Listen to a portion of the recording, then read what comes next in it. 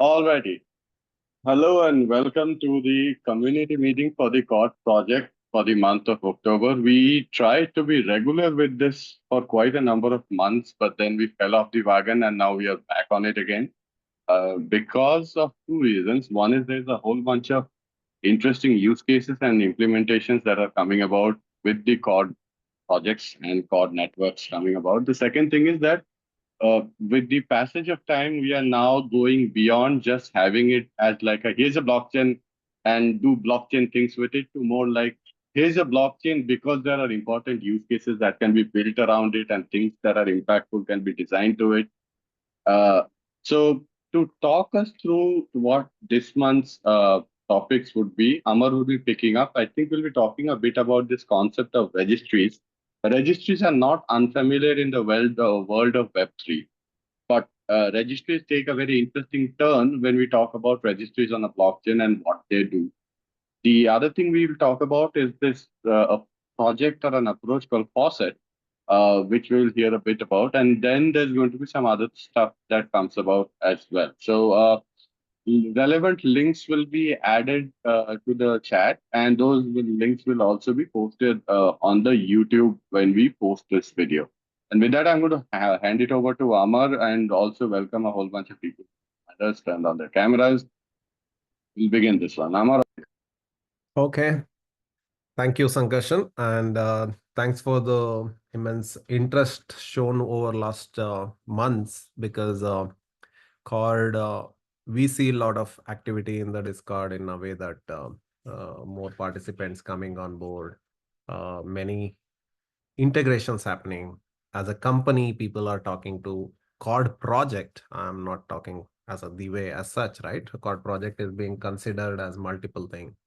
The DPG alliances happening. I'm talking there tomorrow again on how CORD is used as building DPI thing. Along with all that, thank you, Sankarshan, for the introduction and the topic agenda. I'll come quickly to that. So first thing is, what are we doing with the registry? So the CORD as a project, we envision blockchain where we can tune using palettes for the need of the what do you say, full ecosystem or the platform. So here we envisioned a directory or a registry use case where registry is a source of truth for data, which we believe will be issued to individual holders later in state as a verifiable credential. So think of a registry. I mean, registries are used by everybody and every entities, right? Like, for example, we from DWay will have DWay employee registry, DWay partners registry, DWay whatever asset registry, or like our laptops issued or whatever assets we have in office. So similarly, a school or college will have their student database, faculty database, curriculum database, things like that. Similarly, a bigger country or in governance level, there will be ministries who will be taking care of, okay, who are the valid businesses to do the thing, like operate in the state, and things like that. So here, note that there is no specific issuer as in or a holder as a concept of verifiable credentials we talk here. There is no privacy here because there are certain data which are supposedly be public, as in they are by RTI requirement. They have to be available in public domain. And hence, we see blockchain or a decentralized registries or a decentralized ledgers as a really good use case because this gives a trust of, oh, somebody is not manipulating the data, right? Which was public, say, 1 year back.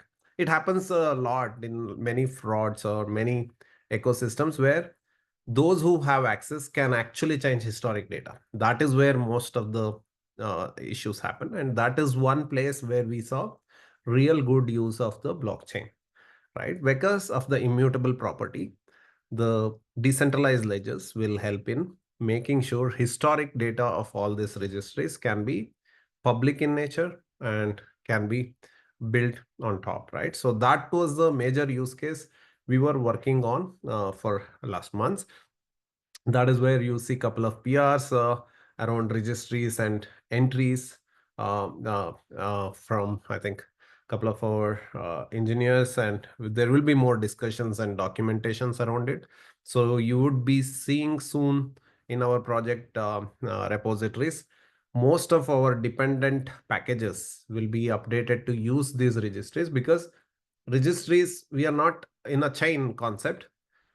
The trust on registry comes not just because it is public in nature, it is also because who wrote it. As in, is the entry made into the chain by the actual valid entry, like a valid account, right? So that is also very, very important, because now we are talking CORD as a permissionless concept here. Nobody would have set a CORD as a, oh, this is my consortium led, or this is my private blockchain type of thing. CORD will be a global ledger. Here, anybody could, with a ability to pay the units for usage, which is anchoring, right? Or the weights, will be able to write. And hence, registries or specific things which will be written by delegates, approved members, is a very, very key behavioral thing we want to build on. And that is the work which has been happening. And that way, we have structured chains, palettes of the features around the same concept. So there is a registry you would see in a chain, which is created by an account. And then once created, it will be able to have delegates, it will be able to have add admins as different accounts, and then that will have multiple entries. So we have previously spoken about it, shown a bit of issues around this, but now the code is live on the CORD repo. CORD SDK is being published. So one of the latest beta versions, if you install, you will be able to see the latest integration points and demos, demo scripts working. We are taking that to, there is a decentralized directory effort which is happening, so we are integrating that, the same latest SDK there. And then we are also taking it and integrating with the VC export library of CORD and all of these places. Yeah, with that, I would like to take a pause and wait for any questions, any discussion around this, and then we will move on to other tools and things happening. Uh, so not specifically a technical question, but like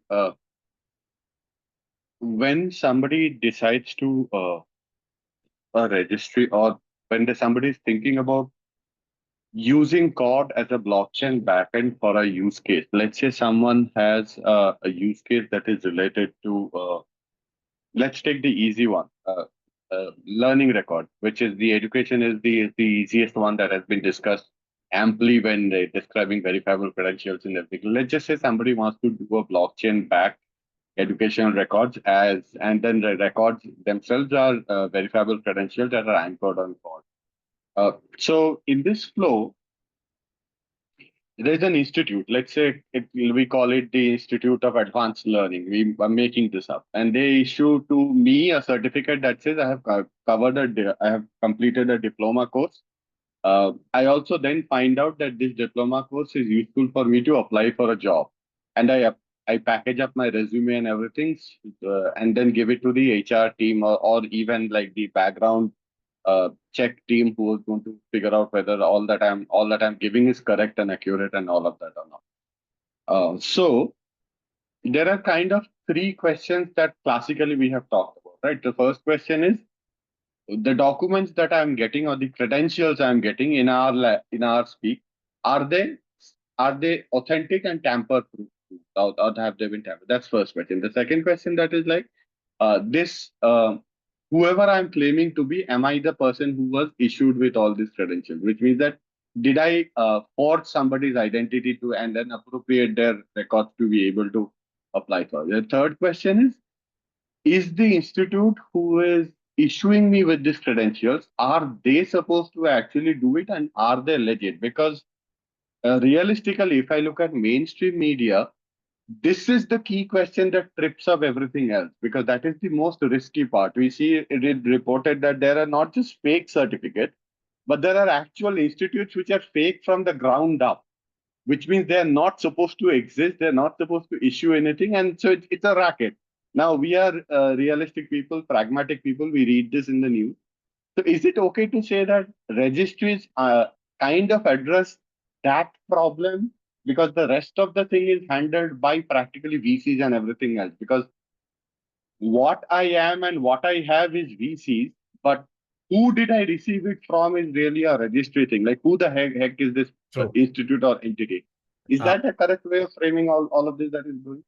I think you really put it well, Sankarshan. So, I mean, I totally agree. The first two part has clearly been identified and solved by the verifiable credential with verifiable presentation, where I have a binding of previously issued VCs, its DID and stuff. And DID is a method where I can actually bind all this and claim that, oh, I am this person, or who are you?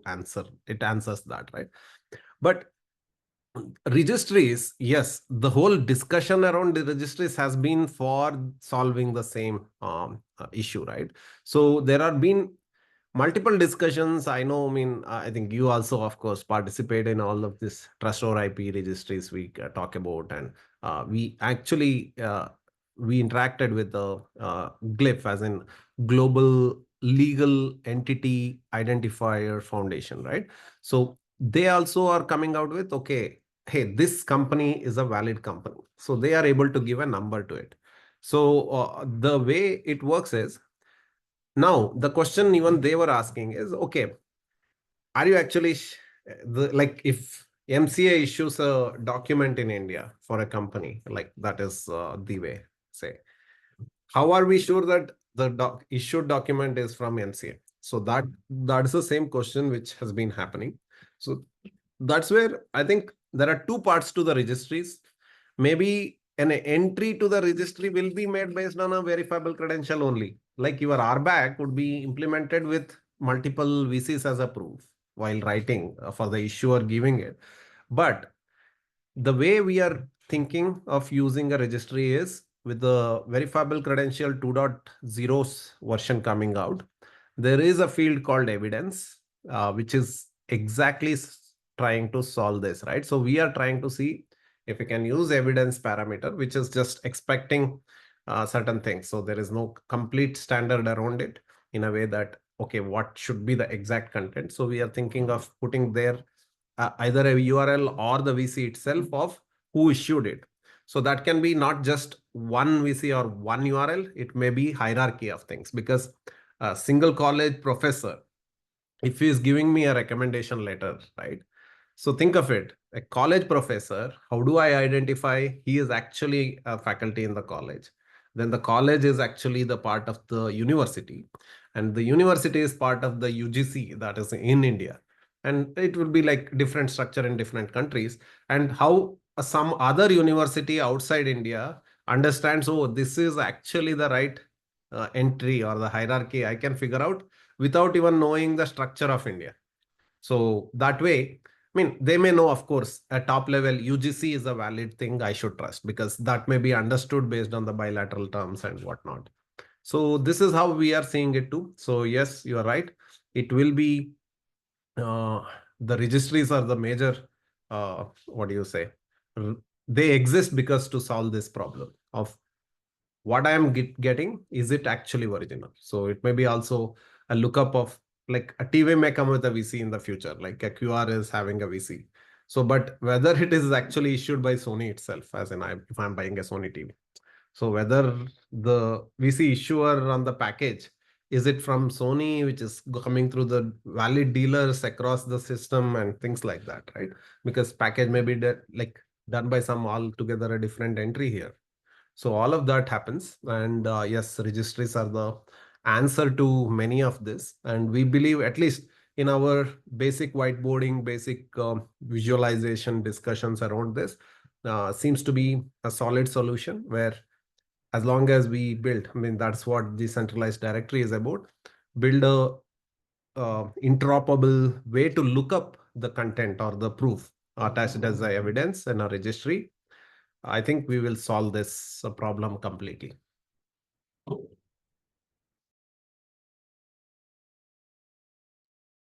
All righty.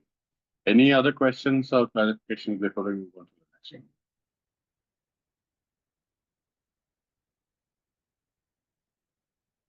No, I guess the Sorry. next one we can. Yeah, mentioned about evidence. What would be the evidence like? What some use case or some what could be an evidence, like an Aadhaar?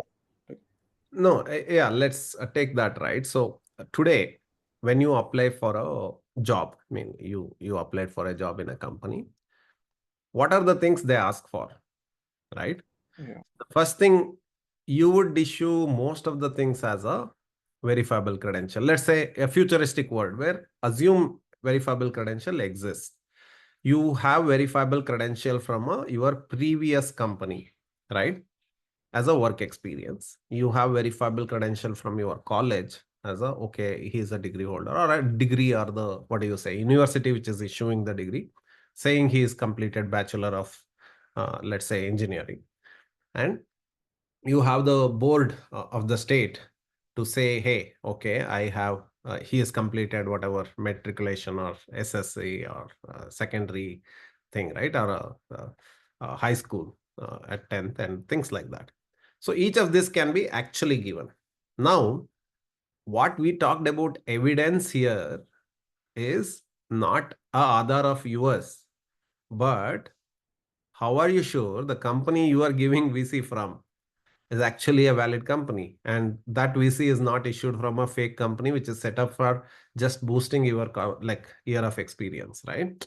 How do you know that what you are providing digitally? Because what we are talking here is a machine verifying things, right? So it doesn't go to the given address and physically verify a company existing. See, that's a thing we are trying to solve.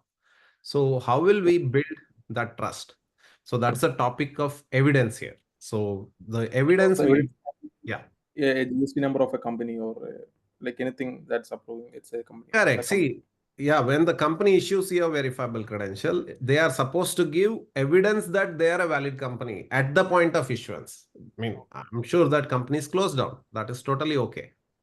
Okay. So that is where the whole decentralized ledgers, or like the blockchain or the card-like systems come in, right? So where, because your historic data is preserved, it is on the blockchain, it is immutable, you are able to prove that, hey, I have this evidence and this is verifiable and this is from a legal entity which was approved by whatever gazetted orgs, and there is a root of trust to prove that this is a valid entity.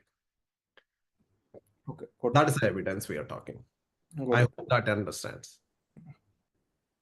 Explains things. Yes, got it. Cool. Okay, looks like we can move on to other things. Or do you want to talk quickly on the facet, or you want me to cover that up?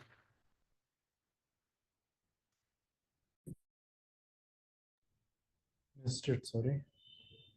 On the faucet, what the project, do you want to talk, or I can cover it up, but do you want to Sure. give it? So as Amar mentioned, we are now talking about the permissionless, and in a few days we are going to launch the permissionless testnet and the permissionless network itself. And for that, the most important thing is to have some tokens to you know try interacting with the blockchain by developing your own applications and deploying smart contracts and whatnot. So for that, we are developing the faucet, and we will be launching that soon as well.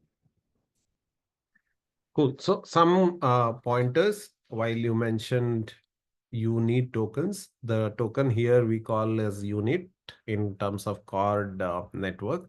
So don't miss it as, oh, you have to buy this token in some exchanges for some currency or some money. It doesn't happen that way. That's why faucet becomes a important, what do you say, entry point to our network. So this is where you can get enough units to consume or like consume the blocks of the chain, right, or the network. So idea here is initially developers will be able to get this, and based on their integrations, applications, they can go and talk to businesses who will offer support around it and build applications around it, APIs around it, and things like that. So that's a important step, because once you have units to consume, like ways to pay for, right, for any anchoring or anything, so it will be truly permissionless, which means there is no stopping from that account to uh, do the transaction on the chain. So it won't be based on proof of authority. It will be proof of stake, in a way normally how most of the other chain works. That's how it becomes permissionless. So proof of authority chains can exist and connect to layer 0 fabric, which Satish talked about in the previous meetings. So that exists anyway, but this layer 1 itself, or layer 0 itself, will be the permissionless thing, which means anybody can come in and do the transactions. The approval for L1, of course, will be based on knowing which network it is and all that. Hence, the trust in the layer 1 would come in. So the smart contract, as Adi talked about, will be from the account, which if they are having enough units to pay for, they can create a smart contract and consume it. And we believe this way, say a use case of internet, where somebody wants to build it in a permissionless way, registry or anything, or even the decentralized registries will be on a permissionless network. You can try and do that yourself and try it out. And also the use case where what we say, the chains, the smart contract and blacklisting, or the authority which we had, will move as a registry of negative listing. Like you can, some use cases like for financial or finternet, some countries, some banks, some central banks can mark some account as blacklisted. It is up to the contract to So check for. this Yeah. would also, I mean, this would also allow the governance of the workflow to be done on chain, is what you're saying, right? That you're able That's to what I kind was of whitelist certain set of entities, as well as create a list of entities that have failed certain criteria and hence are no longer in the whitelist, or probably they need to transition between the other list saying. to the whitelist and back and forth, and all of this need to be recorded on chain for proper auditing as well as reporting and all of that. So governance, risk, and compliance related stuff is also taken care of if we follow this kind of approach. I mean, yes, you are right, but just to put it in a way, account will be the native chain requirement. So every account with some units will be able to transact, regardless of how the policymakers or regulators will structure it. But because of the registry's existence, regulators can use a registry to white label or black label for some accounts. And because the smart contracts for built for safe internet would check these registries for the Correct. check, it will be able to build a governance on top. So that is the way we visualize it. So because the chain, the fundamental infrastructure will be permissionless, what you build on top, again on the chain, will be able to build governance as a multiple options. Like you can build a registry, you can say lookup. So it is like this, right? So I have google.com as a some IP address, which say DNS results. But I can always put my etc host and change the IP address and reach out to some other service. I'm just saying how a system is able to do. So what we provide is both level, very, very basic infrastructure to do this, which will be truly permissionless. On top, you are able to build governances, which is up to the DApps or the lookups, and for them to look up and build a trusted application or not. So that's a way to think through that. This is fantastic. This is nice. All right. What else do we want to cover today? So I have a question. One thing is, what is faucet? Why that word is used and what does it mean?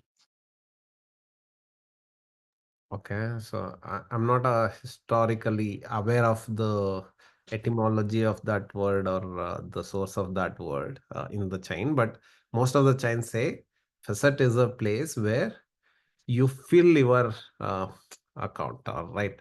So it is like where you request. It is not like as much as you request, but it will be able to give you some much. So you just uh, load your account with the balances to operate on the chain. So that is a requirement as a facet, and it is at least a common word I am aware of in many Web3 projects to have the accounts loaded with the required amounts. So I think, yeah, good thing to go through and research. Maybe a good point on a blog or something for a developer to write it down somewhere. Okay, so I have one more question. So if I want to have my own setup, like blockchain, my own blockchain, and I'm an institute, so first thing is my account should be loaded with tokens. Am I right? I mean the faucet. See, there are two ways. You're talking with, I mean, I believe considering this is a CORD bound, we are talking here about CORD. So there are two approaches possible. The recommended approach, by the way, is Mhm. you need to set up your L1 or like your network, because you are talking here about my network or my blockchain, right? So Mhm. in that case, you will have to implement CORD as a validator, multiple validator nodes, and build a complete network. And you make sure you connect to a L0, which is helping in consensus and finalization of blocks. That way, you are global in way of getting finality. So this chain is trusted. Whereas each block, whatever the transactions you do, whatever the pallets you develop, and the smart contract you build on this chain will be your institute focused thing, right? So that is one way of doing it. So that is where your trust is highest because you are connected to a global permissionless thing.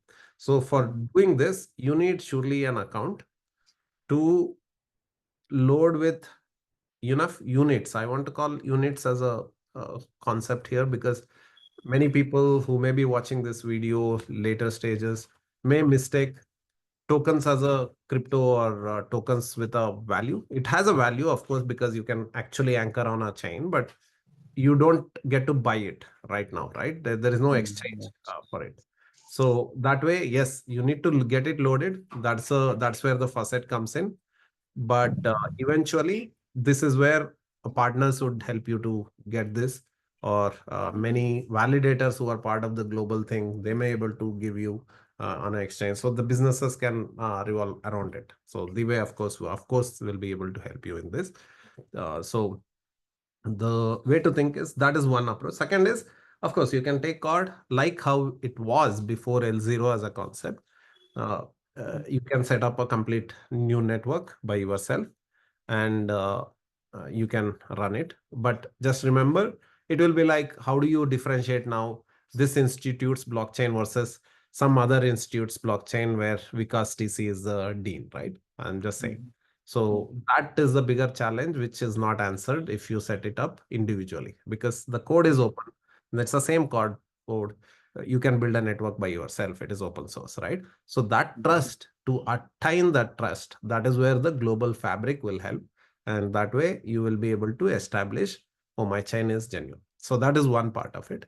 Second, I think I don't know if you were meant how the college consumes the blockchain, then it is about just an account with some units. Yes, that's all you need. You can actually consume permissionless, where you don't even need to run any node, any blockchain. Go to existing networks because there may be multiple networks of CORD. And depending on your need, your use cases, you can actually build or reach out to the network. There, you just need an account which needs to have enough units. Okay, got it. Thank you. Amar provided sort of the technical perspective on this. I have a more of an ecosystem perspective, and this is how it goes. It's like if you classically look at open source free and open source software projects, the idea is that the projects would want an ecosystem of various participants in various roles to be fit into, because that's how growth happens. Like for example, if you take as an example the Linux kernel, the kernel itself is a soft piece of software code, right? But around it there is a community of hardware vendors like the Fujitsu, the Dells, and all of those guys. And then there's a community of people who write drivers for various hardware. Like then there are community of folks who are creating storage file system that require the kernel, and so on and so forth. And today you can consume the Linux kernel as a desktop OS, you can consume it on a server, you can consume it virtualized and all of that. And then you consume it in manner in which you interact with various kinds of operators or companies or businesses in those roles. So I think one of the things we should focus as a core community is also looking at how we can kind of provide the business incentive or impact for such different kind of roles to grow. Right. Now I'll come back to the question or the use case that you put forward. My instinctive reaction to your question is an institute should not actually try and install the blockchain by themselves if that is not their core business. Because look at us, our core business is not running electricity plants or network plants, right? So we don't have transformers in our home. We depend on the discoms to give. We are only bothered to plug in our appliances and pay the monthly bill at the end of the month. So I think we should start thinking of software in all those terms as well and see as to how those kind of roles come up. Now, to back to your question, let's say an institute wants to use blockchain. They ideally should not install blockchain because then all the nodes are managed by them, and it kind of is anti-pattern to the concept of blockchain, right? Where you have distributed multi-owner operator providing nodes that create the blockchain. So let's just for a moment think that the institute should not do. Now we have said that the institute should go ahead and use a blockchain. They have to figure out who is offering this blockchain as a service, right? They figure out somebody who's offering a blockchain as a service with a blockchain based on code. Fine. They are able to design or take applications either as existing applications as a software vendor or contract it out to a new software vendor and say, design this application for us. It does not exist. We need it. And if you want to do, you can do whatever. You can open source it if they want it, or they can just keep it close to. That's their problem. So now you have an application and a block. The question is, this is sort of the classical model we have been so far talking about, right? You have a blockchain as a service, somebody is doing an application. Everybody does it. People write to Ethereum, people write to Polygon, people write to Solana. They will write to Cord as well. So now comes the point is, this is the L1 structure, right? And now you go below it. And the question is like, okay, where is the L0 fitting in? And then how L0 is creating what we are calling the decentralized trust network. Because at that point in time, because L0 provides the finality, what you have is a large decentralized network around which the questions that we were discussing in related to the registry could also be answered. It's like, do I trust what got to me eventually through this tool? And all of that happens, right? And I think this is eventually a very near-term possibility. I think one of the things that we should really focus on is being able to deliver this reality as quickly as we can, even if we want to show it by using a use case or an example folks can relate to. Like, for instance, I received a diploma in India and I want to apply for a job in, let's say, pick a country, Germany. And am I going to be able to use code-based system to give this assurance of this high value credential that was issued by the institute? Because let's face it, at the end of the day, no business or institute wants their credentials to be of low value and low assurance, right? They want it to be of high value and high assurance.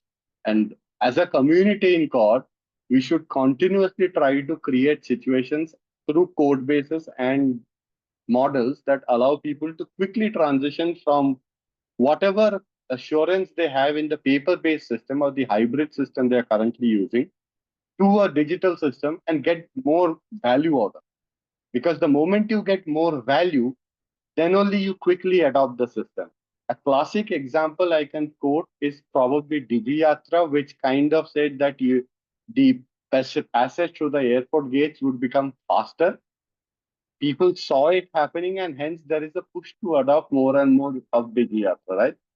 And there's a whole bunch of things that drive people to adopt a certain new piece of technology, because every new piece has a resistance. Like, why do I want to unlearn what I have and then learn again new?